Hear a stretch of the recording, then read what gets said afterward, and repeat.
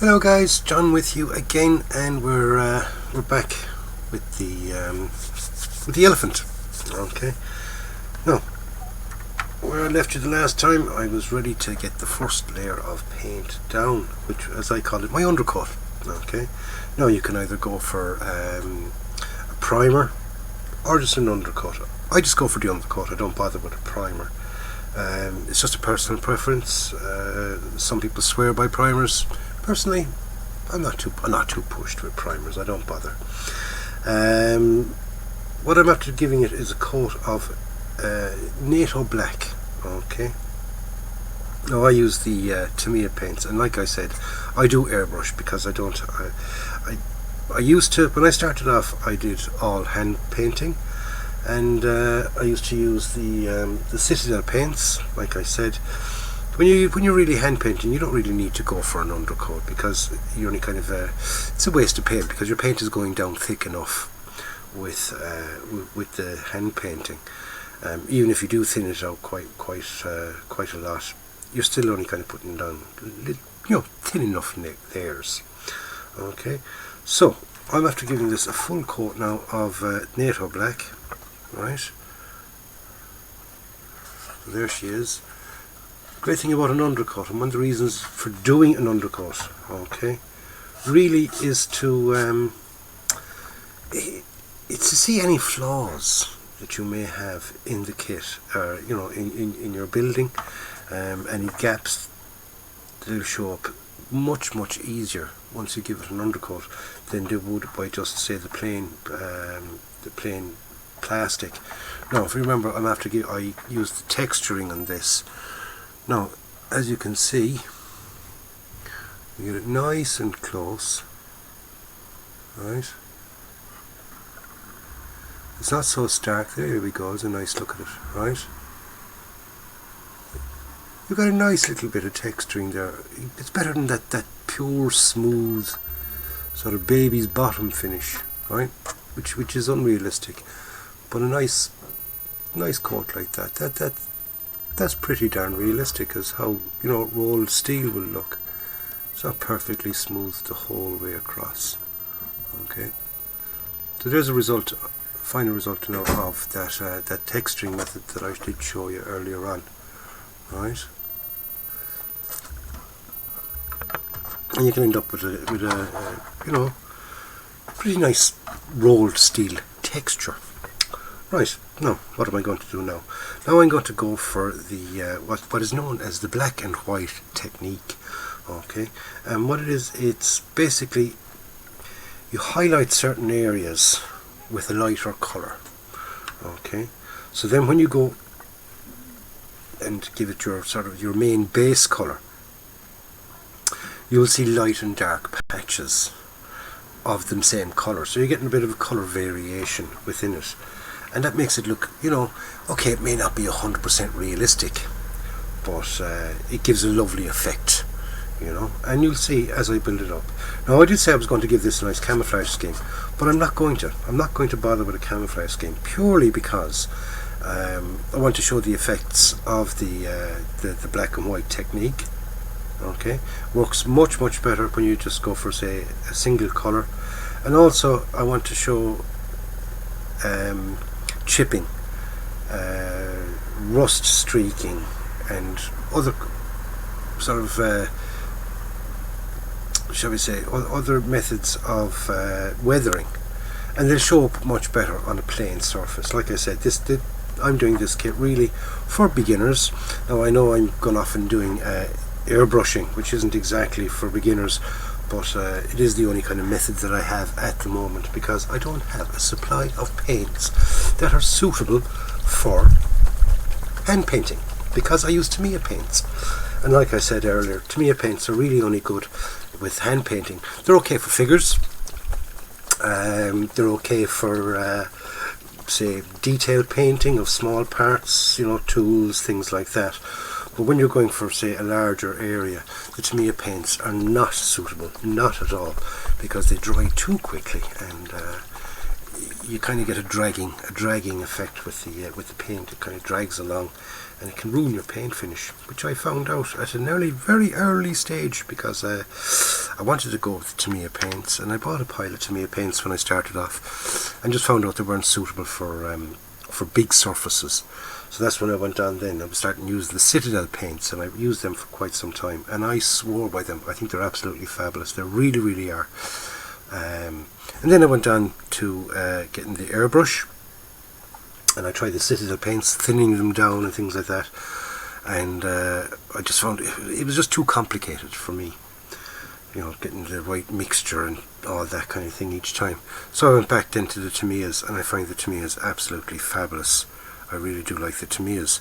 Now, when it comes to Tamiya paint, this is definitely the worst of all Tamiya paints.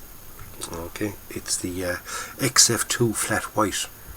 Right, and when I say it's the worst of all the Tamiya paints, it tends to be very spitty, and you get lots of kind of a spitty overspray with the stuff. But somebody did tell me that if you mix it with lacquer thinners, that kind of eliminates the spitting. But then you're into another thing, whereas the lacquer thinners, the smell of them and all that is much. It's not quite pleasant, and it's pretty toxic. So, because I spray in a reasonably enclosed space, I do have windows open, things like that. When I am spraying, I have a window open now. So, you know, it isn't enough for using on lacquer thinners. So what I'm going to do is we're going to start off, and I'm going to highlight a couple of panels just to show you what I mean by highlighting a panel. Okay, I have my airbrush, I have my paint inside in it. Okay, so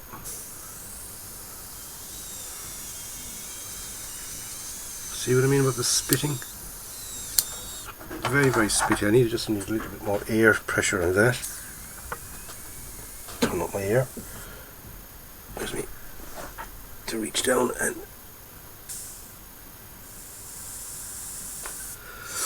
turn that up again.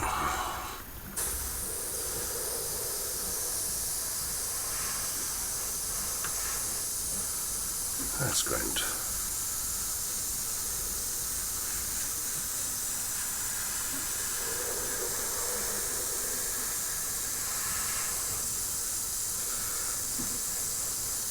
I do find with the white, because it is so spitty, that you have to kind of do it at a pretty low air pressure and put it on nice and slow. If you kind of go a bit too quick with it, it will spit out at you, and you'll end up with kind of a splodgy effect, which is not nice at all. It is not nice at all, that splodgy effect, because you get kind of solid damp patches. Okay, so you gotta be you gotta kind of take your time, let it build up nice and slow. So you get that much done. Move on now to another section on the side here.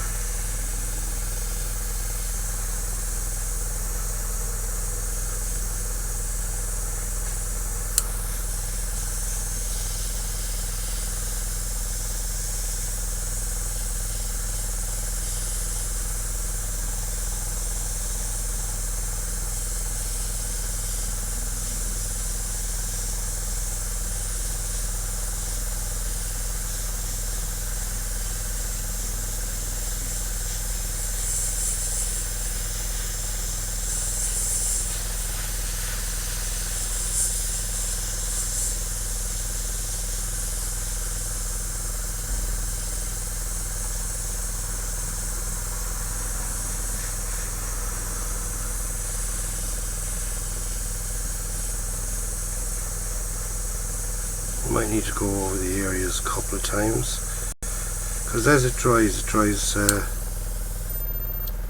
and see it drying in there. It's not so white in areas. But if you try and get it all down in one go, like I said, you'll end up with sort of wet patches. Easiest way to describe it is, hold on, I'll just do one. There, see that there? Where are we? See that there? You can see it there in the center. That little ring. and that can happen if you try to get too much paint down at any one time in any one little area. No.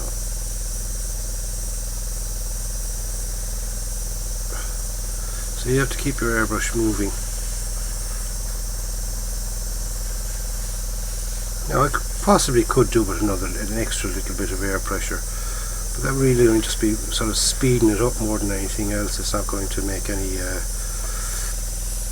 difference to it. So I'm going to keep it at this air pressure, nice and slow. I'm in no rush, but I have more control over the paint when it is slower.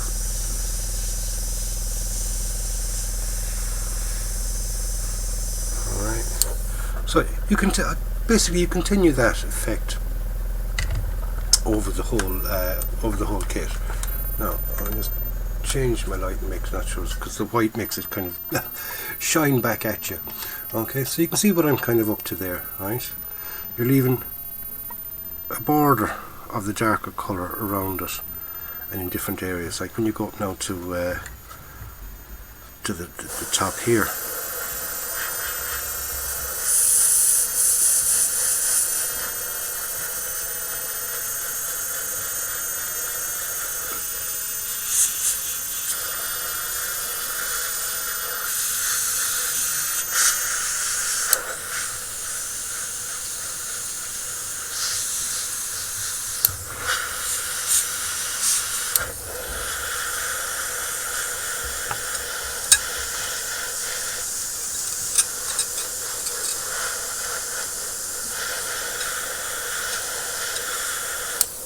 Okay, so basically you carry on then with the rest of the thing, and you basically cover the whole lot. You do your whole tank or airplane or whatever it is you're doing.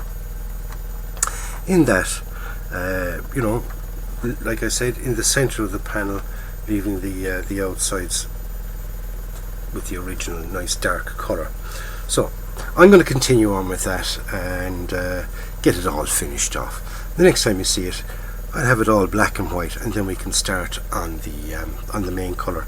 And the main colour for this, we're using XF60 dark yellow. Okay, so when I come back to you and the next video, we'll have all the pre-shading done.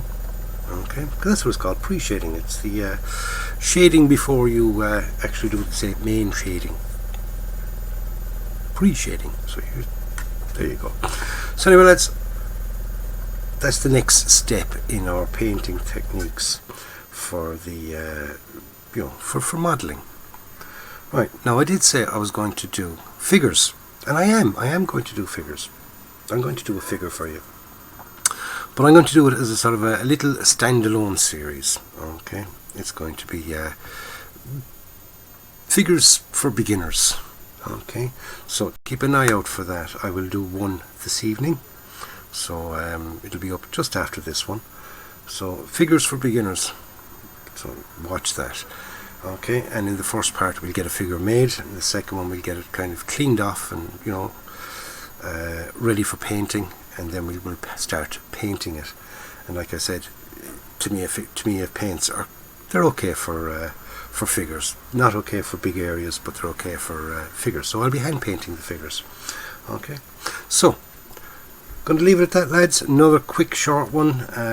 All these videos are nice little snippets, so you don't get too bored and you'll actually watch the whole thing, because the video sometimes, if they're sort of half an hour, 3/4 of an hour, you're not going to watch the whole thing and you might miss something. So by step, we're showing you how we built up the kit, and now we're doing the same then with the building up of the painting, and we'll show you any techniques and any little things that we're going to use along the way.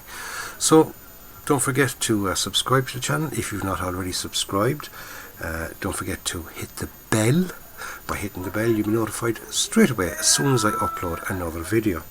And if you'd like to help the channel out, there will be a link at the bottom of in the description box on how you can help the channel. It's you can head over to PayPal, and you can help out the channel in that way. And I'm hoping to raise enough so I can improve on the camera and stuff like that. So and also be able to make the videos that a little bit longer, certain videos, because some videos need sort of certain clips, you know, put the clips together to make a video. And at the moment all I can do is short clips, unfortunately, until I get either my old laptop fixed or get something new. But like I said, if you want to help the channel out, you can do it that way, or you can go over to the Facebook page. Don't forget to join the Facebook page. Actually, it's JMSM on Facebook.